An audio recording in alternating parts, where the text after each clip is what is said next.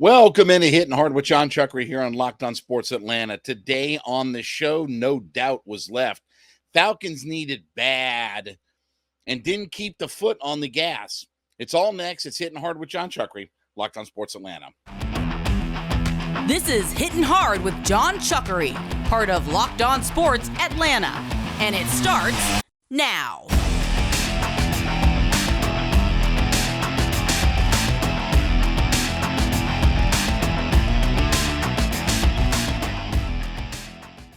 This episode is brought to you by FanDuel Sportsbook, the official sportsbook of Locked On. Make every moment more. Visit FanDuel.com/Locked On today to get started. Hitting Hard is part of the Locked On Podcast Network, your team every day. We ask you to subscribe or follow for free on YouTube or wherever you listen to your podcasts. Get the latest episodes of Hitting Hard as soon as they become available. Also, check us out on the SiriusXM app and give me a follow on my personal Twitter page at JMCH316. Well, it was a massively successful weekend for the Braves, who earned a well-deserved day off on Labor Day yesterday after putting in a lot of laborious work over the weekend, taking 3 out of 4 from the LA Dodgers. And again, the final game was maybe a little bit of a throwaway, but now the Braves come back home to take on the St. Louis Cardinals, a last-place team, believe it or not. But they did a lot of heavy lifting in LA. And look, we talked about last week on the show that, this was a fun series, but it didn't need to be overhyped or things like that.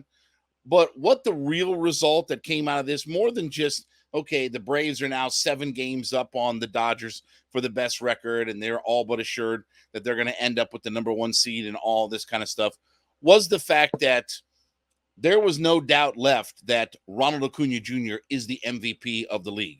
Now, obviously, this was a series that featured probably the top 3 candidates in the National League in Mookie Betts, Freddie Freeman, and then obviously Ronald Acuna Jr.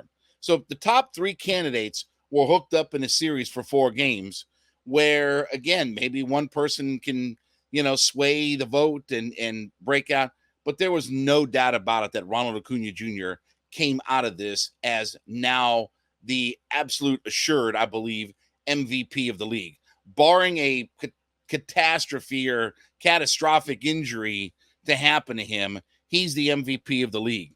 6 for 17 was Ronnie over the weekend.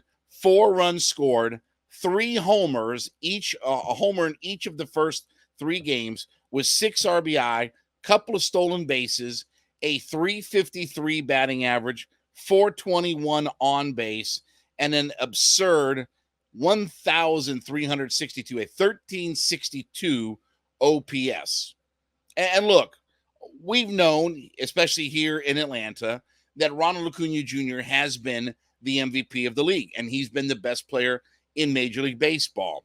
But if you wanted to influence voters, and especially in a series against the top 2 candidates for the MVP, again, Freddie and Mookie Betts. Like we've talked about the idea of, I think those guys will split their vote, but it's not going to matter at the end of the day. It's not going to matter at the end of the day. And I don't think that's going to happen with Ronnie and Matt Olson. I think Matt Olson will get his bouquets and flowers as a top maybe 4 to 6 MVP candidate, but he's not going to split the vote with Ronnie. He's not going to take away too many votes from Ronnie. I don't think anybody could come out of that series with the Dodgers and look at the idea of anybody but Ronald Acuna Jr. should be the MVP of the league. And the iconic photo, right? We talk about great sports photos, Ali, standing over Sonny Liston, after his victory. Again, Ronald Acuna Jr. rounding first base with Freddie Freeman with sort of hands on his hips looking down at the ground. That's an iconic photo in Braves lore. So again, we've talked about the fact that Ronnie has had an amazing run, and it's not just been the stolen bases. It's not just the homers. It's not just it's not just one thing for Ronald Acuna Jr. this year. But there was no doubt about it that the impression that he left in LA over the weekend is that, he's the best player in baseball. He deserves to be the MVP of the National League. And now, again, we've talked about the idea of everything is just falling in line for the Braves. that taking 3 out of 4 from the Dodgers, they're 6-7 games up on LA for the best record. And we looked at the schedule moving forward for the Braves, right? St. Louis, Pittsburgh, Washington is the team that they play, 7 of the last 10 games against the Nationals. Like, they have all of these vagabond teams. And now they can just cruise their way into the playoffs. And again, I will be interested to see, as we're now in September and we're past Labor Day, how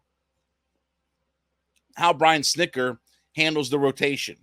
I'm going to be curious to see that if some guys get some starts and rest some of your arms. And I'm not talking about, maybe pushing a guy back a day more than anything, right? You might see a guy get pushed back a day if he's pitched a bunch of innings. Maybe a Charlie Morton gets pushed back a day. Maybe they slow Max Fried down a little bit, or maybe they continue to push him, hard and get him ready, try to ramp him up and amp him up for the playoffs. I don't know. Again, we will see, what happens over these next few weeks, but we're coming down the home stretch to the last part of the season.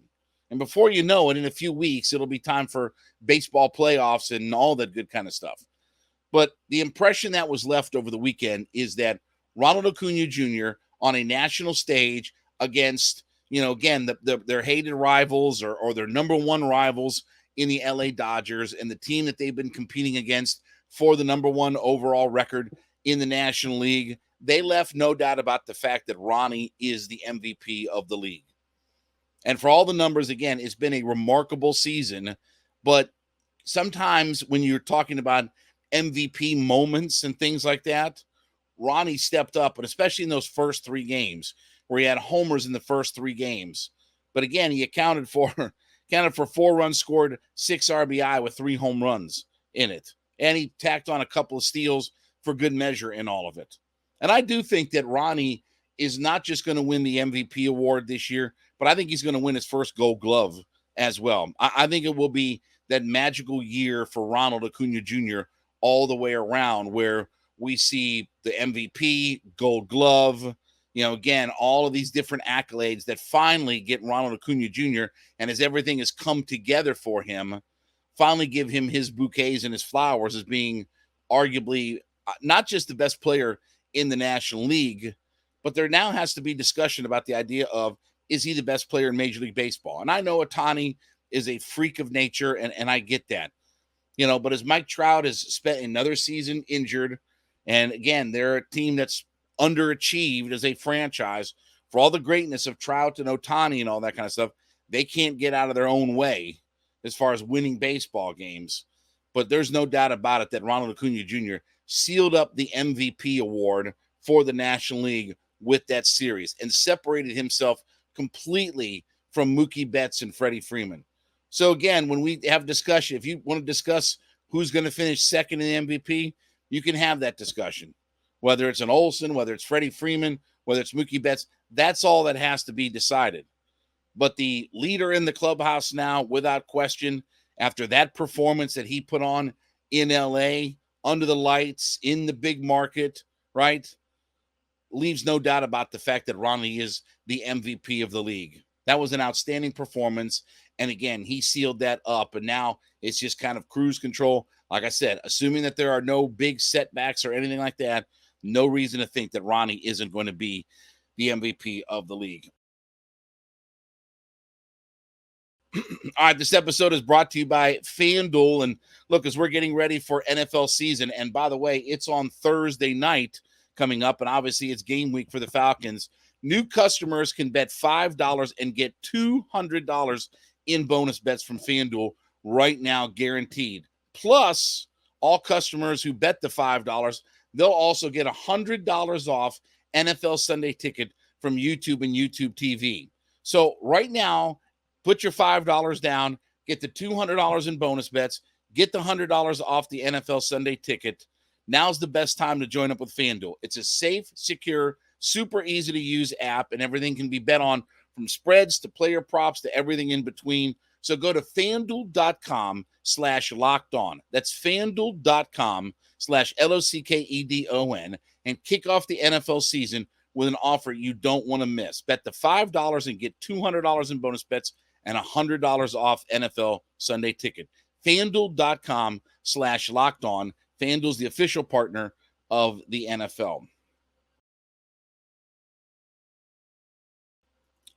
So I was just, getting ready for game week, and obviously the Falcons going to start up the season in Mercedes-Benz, and they're going to take on the Carolina Panthers, and it's all kind of good stuff. But let's think back. Do you know the last time that the Falcons won in week 1 of the NFL season? The last time the Falcons came out of the gate and won their opener in the league. 2017. Now, what else does 2017 coincide with? Well, that's the last time that the Falcons made the playoffs. Last time the Falcons were in the playoffs was 2017. Last time that they won their season opener was 2017. And I don't think that's all coincidence and this, that, and the other. And again, they were coming off the Super Bowl year and all this stuff, So again, that they were, one of the marquee teams in the league coming off the Super Bowl appearance and all this, that, and the other. But I don't think it's coincidence. And here's the thing about the Falcons. They need this game bad. They need this badly. They need to get off on the right foot and find a way to pick up a victory in this game against Carolina. I don't care what Bryce Young is. I don't care about all their coaches. I don't care about what they are defensively. I don't care. And we'll preview the game as we get later on in the week, and we'll talk about what's going to happen and this and that and the other. But I don't care if it's by 55 points. I don't care if it's by half a point. The Falcons need a victory in this game. They need to get off on the right foot.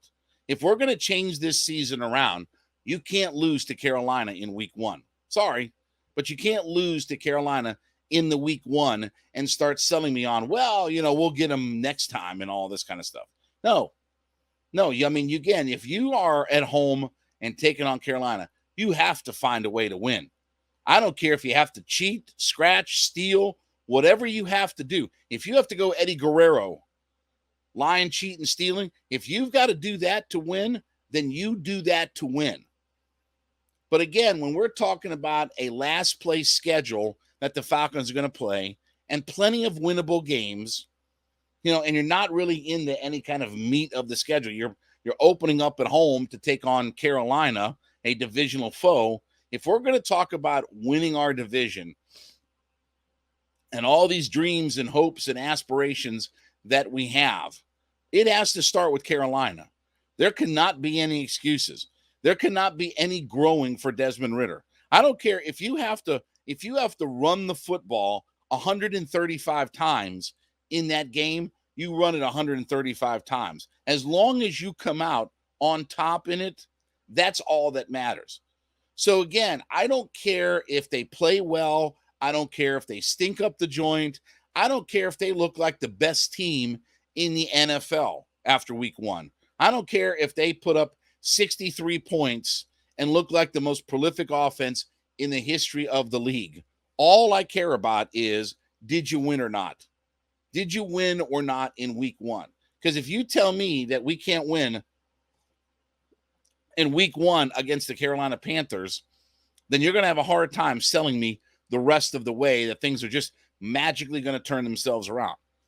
And look, this all sets itself up for obviously big time success for the Falcons to start the season off with. Again, you're playing a divisional foe with a rookie quarterback and all the coaching change and, them bringing in all these, rookies and all.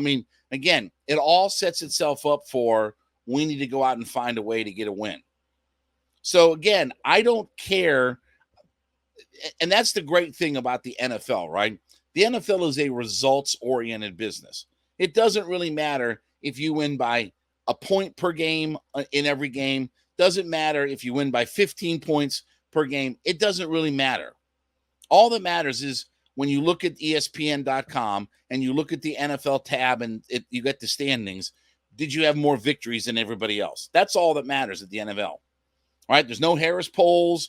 There's no BCS computers. There's nothing else that you have to influence or impress. No committees that you have to impress. No nothing.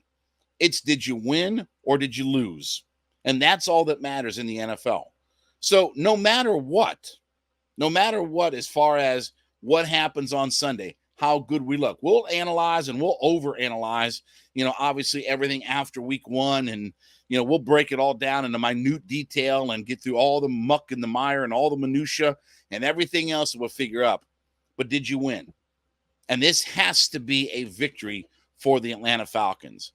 Or you're going to have a hard time selling me on all of a sudden we're ready to just take over the division and win the division title. And I don't care how bad the division is. If you can't beat Carolina on your home field, it's going to be a tough sell to try to tell me that, again, we're going to turn the corner and everything will be fine and we got to grow into it and we've got Desmond Ridder that's got to adjust and all this kind of stuff. Just find a way to win. Like I said, I don't care if they win 7-6. I don't care if they win 70-60. I don't really care. I just want to see a victory coming out. And again, the last time that we found a way to get a victory in week one of the regular season, I don't think it's coincidental to the fact that it's also the last time that we made the playoffs, the last time that we were above 500. All of that kind of stuff goes together. So find a way to win on Sunday. I don't care how good we look. We'll adjust our way into that. We'll figure out our pathway through the season. We'll figure out what we are and what we aren't, and we'll learn about all this kind of stuff. Just find a way to win. I don't care if you're ugly, beautiful, whatever it is, find a way to win against Carolina at home and take care of your business there. Bottom line. All right, as you listen in to Hittin Hard, make sure you go in and leave us a comment on whatever podcast platform that you're listening on. Let us know that you're an everyday listener to this show. We do thank you so much for being a part of our ever-growing community. And again, we thank you so much for being a part of this journey. But let us know in whatever podcast platform that you listen on. Leave us a comment and let us know that you're an everyday or you listen in 5 days a week to the program.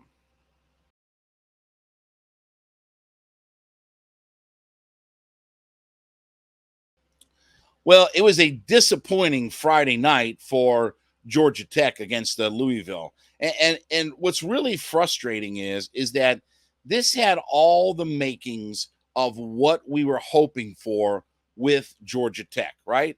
Haynes King come out and they had a big second quarter. And again, the first quarter kind of, it was sort of a chess match, just, okay, we're feeling our way through. We're trying to get into a rhythm. We're trying to break out. Okay. It wasn't a very pretty first quarter, right? It was, I think Tech was down 6-0 after the first quarter, right? But then in the second quarter, Tech exploded offensively. 28 points. They outscored Louisville 28-7 in the first in that second quarter, I should say. They were up 28-13 at half. And you looked and it was like, wow, this is Tech football. Like all of a sudden, we were making big plays in the run game. We were making big plays in the passing game. We look like a competent 21st century offense. Dare I say that we look like an offense that could have to be reckoned with, right?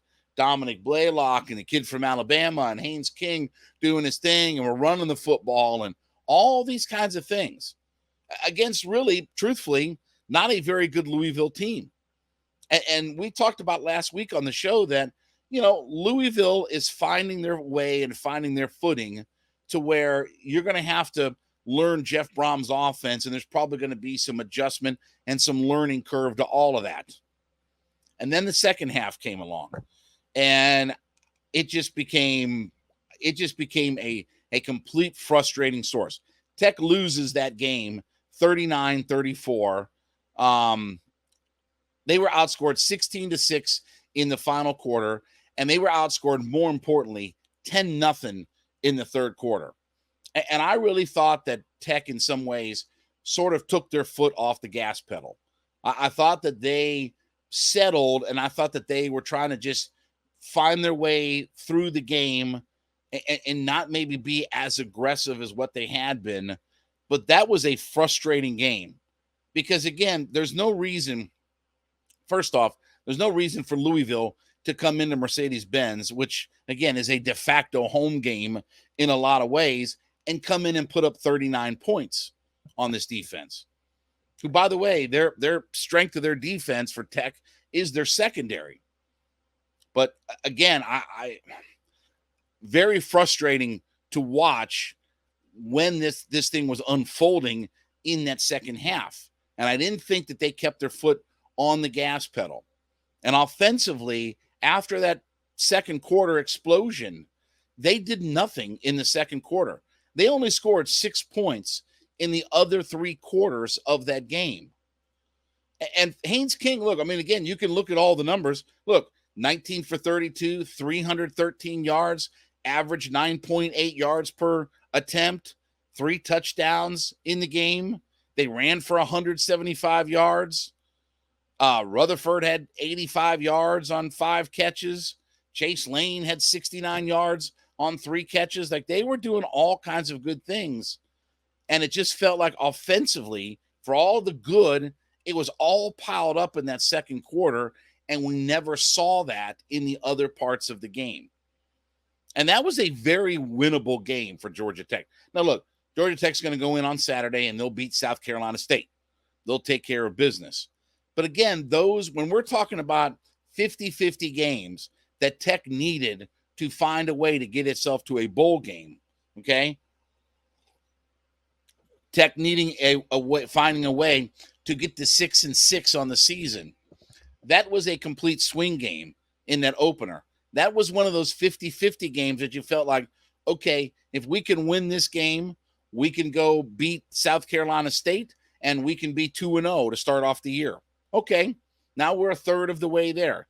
And I'm not saying that their ultimate goal is to just get to a bowl game, but certainly the first step has to be winning at least 6 games and getting to a bowl game. Then everything else that we do from there is just gravy, right? But again, you've got trips to Oxford, Mississippi. You're going to play Georgia at the end of the year. Obviously, Clemson, right? Pittsburgh, Carolina. Like, there are plenty of landmines on this schedule that when you have some of these 50-50 games, again, Louisville's a 50-50 game. Virginia's a 50-50 game. Virginia Tech's a 50-50. Like, there are some of these games that you have to find a way to win. And that was what was so frustrating, is you saw the flashes in that second quarter about what this offense can be, right? I mean, everything was clicking in that second quarter. And we look like a competent offense. We look like, for the first time in a long time, a 21st century offense in the world of college football. And we talked about last week, look, it's been since 2017 is the last time that Tech was in the top 70 in yards. Top 70 in yards offensively. And it's been since 2007 is the last time that Tech had a 2,000, I'm not talking about 3 or 4, a 2,000-yard quarterback. Haynes King threw for 300-plus yards in that game. No reason to think he can't be at least 2,000 yards in this offense. Obviously, he's got all the ability in the world, but at the end of the day, you didn't find a way to capitalize on all of it. You didn't take advantage of all of the good things you did on offense, and your defense laid an egg, and your offense only scored 6 points in the remaining 3 quarters of that game. After all of that explosion in the second quarter of the game, yeah, okay, I'll give you the first quarter. You know, they were feeling their way through and trying to adjust and all this good stuff. But again, that second half, you only scored 6 points in the entire second half. And it was just frustrating to watch. And I'm not going to blame, well, I am going to blame Brent Key in some ways. Again, like this is one of those games that if you're going to tell me, if Brent Key's going to tell me that we're turning the corner and this program's going to get better, that's a game you have to win. Like, you can't lose that game. After you're up 28-13 at the half, you explode for 28 points in the third quarter, and you give up 39 points in that game overall. You can't do that. And especially against, look, a team in Louisville that's certainly feeling their way through everything. New coach, new system, right? And again, I know Jeff Brom's a very good offensive mind, right? He was, great at Purdue and all this kind of stuff, but still, it's week 1. And they were coming to Atlanta, like I said, a de facto home game for this team. And you couldn't find a way to get a victory out of all of it. And I thought a lot of it had to do with the fact that they just did not keep their foot on the gas pedal. After all that momentum that they built in the second quarter, and they were flat again in the third and fourth quarter of that game. And they allowed Louisville to dictate to them what was happening in the second half. And that's coaching. That is coaching. And I'll give Jeff Brom credit. They found a way to adjust. Brent Key and Tech did not find a way to adjust. Frustrating game. That should have been a victory for Georgia Tech in Mercedes-Benz. So, look, they'll win on Saturday against South Carolina State. But that was one of those 50-50 games that you may look back and say, gee, why did Tech not get to a bowl game? That may be one of those games. That's a reason why. All right, well, thank you so much for making Hittin' Hard your first listen. Be sure to go into whatever podcast platform that you listen on and drop us a note and let us know that you're an everyday listener to the program. We call them our everydayers, and we do thank you so much for being a part of our community. You can also check us out on YouTube or subscribe on YouTube and follow us. Get the latest episodes of Hittin' Hard as soon as they become available. Also, check us out on the SiriusXM app, and then give me a follow on my personal Twitter page at JMCH316. We'll be back with you tomorrow. This has been Hittin' Hard with Jon Chuckery, Locked On Sports Atlanta.